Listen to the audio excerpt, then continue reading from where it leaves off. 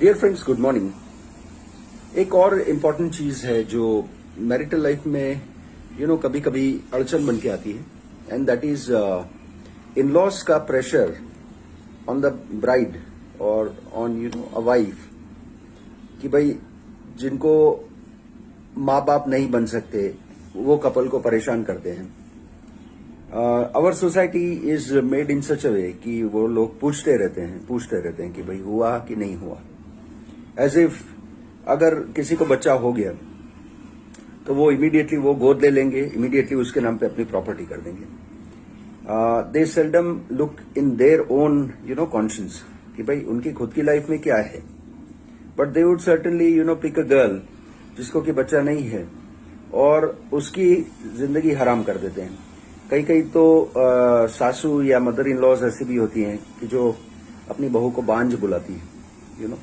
ये बांझ जो एक टर्म है सोसाइटी में, that is a bloody nonsensical terms, और इसको एट्रोसिटी में शामिल करना चाहिए। इसके अगेंस्ट लीगल एक्शंस लेने चाहिए, बिकॉज किसी भी लेडी की गरिमा को, उसके डिग्निटी को आप सिंपली इसी रीजन के साथ हर्ट करते हैं कि भाई she can not bear a child, या due to some or other reason she is unable to have a child. Now that's a scientific process. वो हम लोग एजुकेटेड लोग हैं, इंटेलेक्चुअल लोग हैं, हमको तो समझना चाहिए, लेकिन बड़ी बड़ी फैमिलीज में ऐसा होता है कि भाई लड़की अगर उसको बच्चा नहीं है तो भाई उसकी जिंदगी में दखल दो।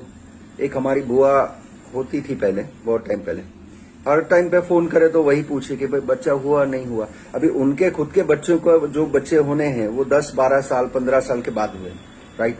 तो खुद के गिरेबान में वो झांकते नहीं है, बट वो कोशिश करेंगे कि आपकी लाइफ में जहर भर दें।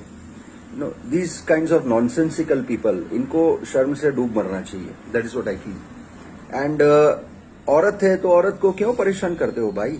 औरत को क्यों परेशान करते हो? आप खुद भी तो किसी टाइम पे किसी से शादी करके या किसी हिसाब से आपने जिंदगी बसर करी है, तो क्यों दूसरे की जिंदगी में इतना दखल देते हो? दूसरे की लड़कियों को परेशान करते हो क्यों?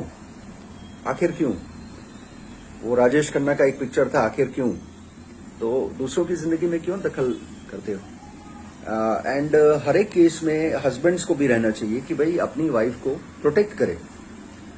एक ऐसे ही एग्जीबिशन में हम लॉ गार्डन गए थे, वहां पे एक लेडी जस्ट आ गई थी, एंड उनसे हमारा परिचय हुआ, and she narrated me the same problems. Now she was from rich family, Marwari हो, गुजराती हो, कोई भी समाज हो, आप किसी औरत को इसलिए प्रेशर क्यों करते हैं भाई कि उसको बच्चा नहीं हो रहा है? These are all the kinds of nonsensical things that you need to improve. कई पुरुष सोचते हैं मैं दूसरी शादी कर लूं, भाई बच्चा नहीं है तो। अरे भाई करनी है तो तुम लॉफुली किसी और तरीके से करो।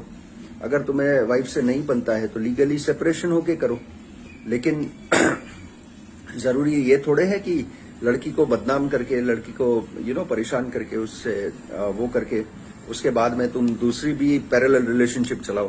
दैट इज पॉलीगेमस नेचर, वो तुम बहाना खोज रहे हो। So all this nonsensical things जो अपने समाज में है ना, इसी वजह से शायद धर्मांतरण भी होता है, इसी वजह से। और इसी वजह से अपने समाज की जो लड़कियां हैं वो दूसरे समाज में जाती है, दूसरी कम्युनिटीज में जाती है, क्योंकि उनको पता है कि ये सारी चीजें अपने समाज में होने वाली।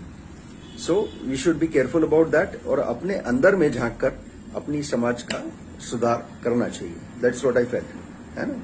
Respect women always, respect your daughter-in-law always. She's also somebody's daughter. Thank you.